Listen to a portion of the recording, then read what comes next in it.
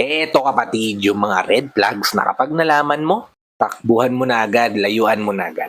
Kasi kapatid, ang problema sa red flags, madalas hindi natin yan mapapansin kapag in love tayo.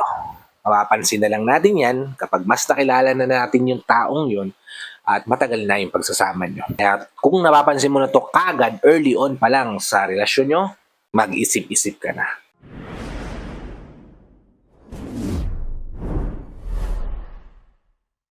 Una, ginagawa ka niyang guilty kahit pa ikaw yung unang nasaktan. Halimbawa, may argument kayo, tapos nasasaktan ka sa mga sinasabi niya. Tapos eventually, ikaw pa rin yung magsusorry. Kapatid, may mali na dyan. Nag-open ka ng nararamdaman, sinabi mong nasasaktan ka, pero pagkatapos ng usapan, ikaw pa rin pala yung hihingi ng tawad. Tandaan na may mga taong hindi nila gustong mag-take ng accountability.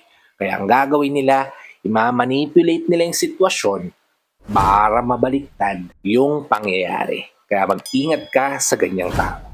Ikalawa, magaling lang siya kapag may kailangan siya sa'yo.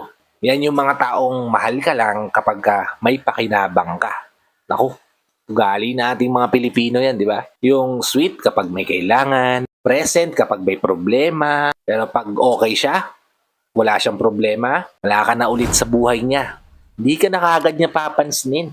Totally ignore, kumbaga. Pag ganyan yung pinaparamdam niya sa'yo, hindi ka partner para sa kanya.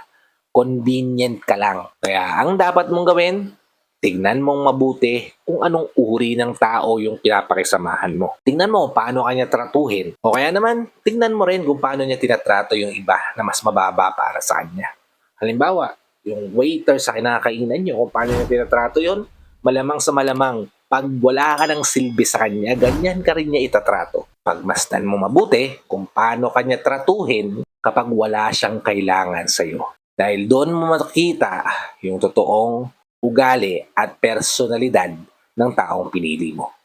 I hope nabigyan kita ng insight ideas o tips dito sa video na to. If yes, please comment it down below. Mag-iingat ka kung nasang mang lugar ka naroroon. May God bless you and always protect you. Peace!